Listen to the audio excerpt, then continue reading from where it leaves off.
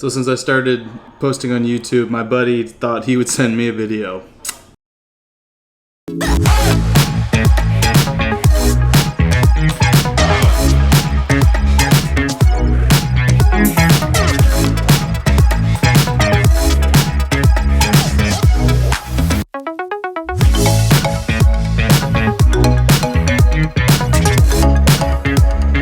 So the state of Illinois did something really interesting this year. Something that I didn't think was going to happen for another couple years.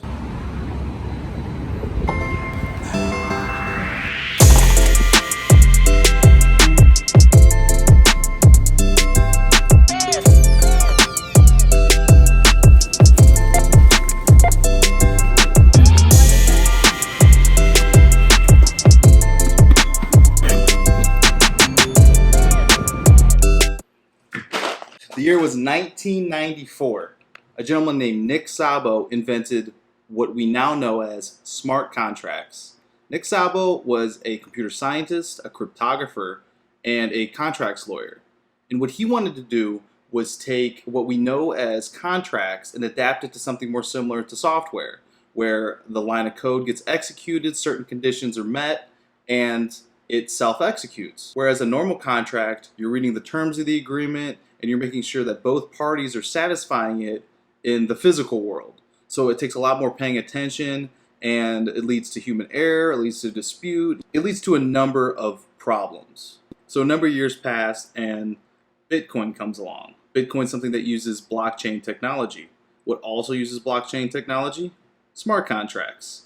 So as these transactions start happening with Bitcoin along with other cryptocurrencies, it also makes sense that if you're going to have these transactions, why not also partner it with smart contracts, which is what Ethereum does, which is another cryptocurrency. So if we're going to talk about smart contracts, let's first talk about blockchain and make sure that we understand what it is. For that, that's why I got the Legos. So two people want to make a monetary transaction. In the physical world, we use fiat currencies, which would be like the US dollar. Whereas with cryptocurrencies, it starts with the transaction. So the transaction is first initiated. Some sort of network is going to analyze the transaction and evaluate it through certain algorithms. Each cryptocurrency can validate it in any way they see fit. Once verified in some form or fashion, the transaction is added as a new block to the blockchain. One very favorable reason that people like cryptocurrencies is what's called a decentralized network. This decentralized network is the storage of the blockchain information across a number of storage systems on a network. So there's something called a ledger. In this example, we'll use this Lego briefcase as the ledger. Within here is a number of blockchains. So these blockchains are a number of transactions that occurred, that were validated, and then stored on the system. All over the network, there are completely identical ledgers. And the reason for that is no one can go in there and hack into it and alter monetary transactions. Because what the system and the algorithm is going to do for cryptocurrencies, look at all of the other ledgers and try to match up and make sure that they're all the same.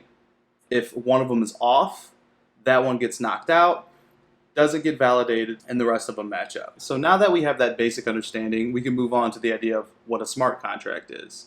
So the difference between a normal transaction, where the transaction is initiated and then goes through the system, with a smart contract, certain conditions have to be met. So for example, let's use a lease agreement. Within a lease agreement, you have two parties. You've got a landlord and a tenant, and on the first of every month, a transaction is going to occur, and that's going to be your monthly rent. The condition in this case is going to be the date. You initiate the smart contract, it goes onto the blockchain, but the transaction does not occur. It's going to sit there, and then the first of the month,